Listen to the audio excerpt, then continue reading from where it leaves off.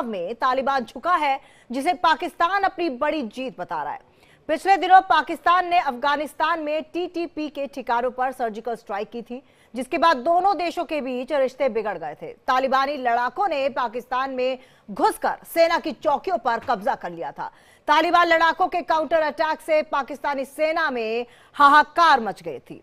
सैनिक नौकरी छोड़कर भाग रहे थे, जिससे पाकिस्तान की चौतरफा किरकिरी हो रही थी। अफगान सरकार ने पाकिस्तान को खुली धमकी दी थी और कहा था कि करारा जवाब देंगे। फिलहाल यूएई की मध्यस्थता के बाद दोनों देशों के बीच टकराव खत्म हुआ है।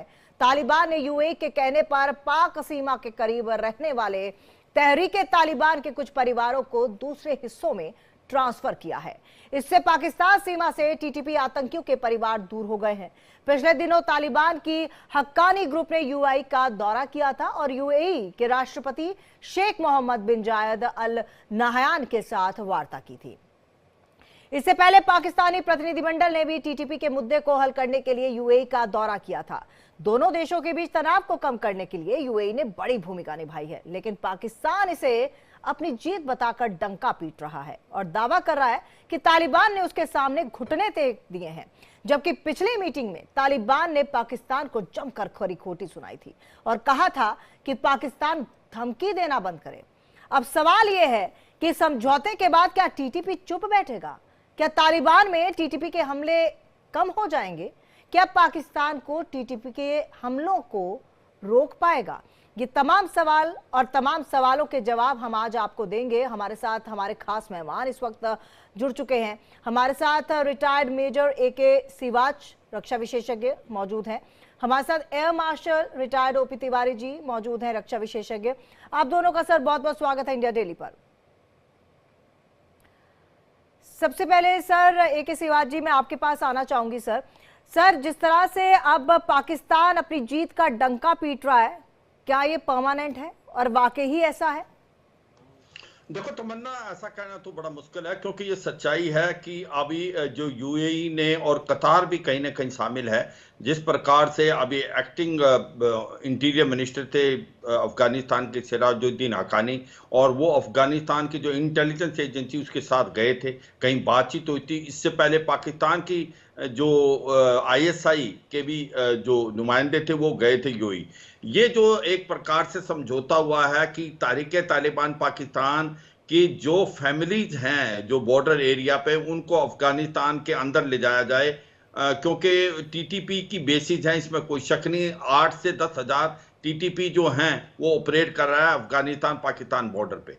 मगर ये कितना सक्सेसफुल होगा ग्राउंड पे, इसका कहना बड़ा मुश्किल है, क्योंकि ये जो तालिबान ने वादा तो किया है, पर तहरीके तालिबान पाकिस्तान ये जो है पाकिस्तान के मदरसा से पढ़े हुए हैं, ये पश्तून हैं, दोनों तरफ रहते हैं। इनको अगर आप फैमिलीज को भी पीछे शिफ्ट करोगे, क्या कोई प्रेशर कम होगा? क्या तहरीके तालिबान पाकिस्तान हमले बंद कर देगा पाकिस्तान पे? मुझे लगता नहीं, क्योंकि तहरीके तालिबान पाकिस्तान जो है वो अफगानिस्तान में नहीं, पर पाकिस्तान के जो खैबर पख्तूनख्वा का इलाका है उसमें भी बहुत सक्रिय है। उनकी बेसिस हैं, वो वही उसी मदरसा से पढ़े हैं पाकिस्तान से, तो इतना आसान नहीं होगा। दूसरा, जो अभी बात हो रही है, तालिबान ने माना है इस चीज से, यूएई और कतार की मध्यस्थता में तालिबान भी 2 फाड़ों में बटा हुआ है।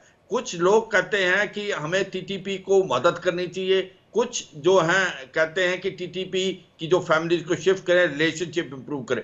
तो अभी ये कहना बड़ा मुश्किल है क्या इस तालिबान अफगानिस्तान की जो गवर्नमेंट है और पाकिस्तान के बीच में रिश्ते नॉर्मलाइज होंगे। अभी तक ऐसा नहीं लगता। उसकी वजह 2 और है। देखो, सच्चाई यह है कि जब से इन्होंने एयर स्ट्राइक की थी पाकिस्तान ने, स्पेशली जहां पर 46 बच्चे और औरतें मार दी थी, तो तालिबान ने पलटवार किया था। इनकी 12 पोस्टों पे हमला किया था और उसमें से 4 पोस्टें अभी भी इनके कब्जे में हैं। कम से कम 21 से 22 जो हैं पाकिस्तानी जवानों को मार गिराया था। और सच्चाई ये थी, जैसे आपने ओपनिंग रिमार्क्स में भी बताया तमन्ना, कि बहुत ज्यादा डिमोरलाइजेशन थी पाकिस्तान आर्मी की, और वो नहीं इस बॉर्डर को मैन करना चाहते। उनको लग रहा था कि जो तालिबान है वो ज्यादा सक्रिय है। तो अब आगे क्या होगा ये समय बताएगा। मगर 2-3 चीजें अभी होने वाली हैं कि टीटीपी जो है अपने हमले और तेज करेगा, और देखना आपको खैबर पख्तूनख्वा में जिस प्रकार से वो सटीक वार कर रहा है वो करेगा। और ये जो फैमिली शिफ्ट की हैं तालिबान ने, इनकी तहरीक तालिबान पाकिस्तान की जो पीछे, वो क्या वहां रह पाएंगे या दोबारा आ जाएंगी, ये तो समय बताएगा। मगर सच्चाई है तमन्ना कि पाकिस्तान एक आतंकवाद गढ़ है। ये टीटीपी किसी और ने तो शुरू किया नहीं था, ये तो जो वो कहते ना बोया पेड़ बबूर का तो आम कहां से हो। और वो 2013 में जब हिलेरी क्लिंटन आई थी पाकिस्तान में एज सेक्रेटरी ऑफ स्टेट, तो उसने इनको अगवा किया था कि अगर आप अपने घर में सांप पालेंगे और ये सोचेंगे कि आपके नेबर कोई डसेगा, एक दिन आपको डसेगा। तो तहरीक तालिबान पाकिस्तान की खुद क्रिएशन है। तो पाकिस्तान कहता है हम विक्टिम हैं टेररिज्म के। वही उनसे पूछे कि आतंकवाद शुरू किसने किया, ये पैदा तो आपने ही किया था, तो आज आप इसका फ्रूट खा रहे हैं। तो सच्चाई यह है कि ये पाकिस्तान का जो डबल चेहरा है ना आतंकवाद पे, वो इसको ले डूबेगा। गुड और बैड टेररिस्ट में ये फर्क करते हैं। तहरीक तालिबान पाकिस्तान को बैड टेररिस्ट बोलते हैं, लश्कर तोबा जैसे मोहम्मद आतंकवादी जो भारत में भेजते हैं उनको गुड टेररिस्ट बोलते हैं। तो इसी प्रकार जसल अल अदल जिसको ये ईरान में भेजते हैं सुन्नी मिलिटेंट, उसको भी ये गुड टेररिस्ट बोलते हैं। तो सच्चाई है पाकिस्तान की प्रॉब्लम क्या है, पाकिस्तान एक प्रकार से हब सेंटर बन गया है, एक टेररिज्म का एक प्रकार फैक्ट्री बन गई है। और ये बार बार दूसरों को उंगलियां उठाते हैं कि हम तो आतंकवाद के विक्टिम हैं। मैं यही कहूंगा पाकिस्तान को, जब तक ये गुड और बैड टेररिस्ट में फर्क करना बंद नहीं करेंगे, बिल्कुल सर, और आतंकवाद इनका खुद पैदा किया हुआ है जैसा कि आपने भी कहा।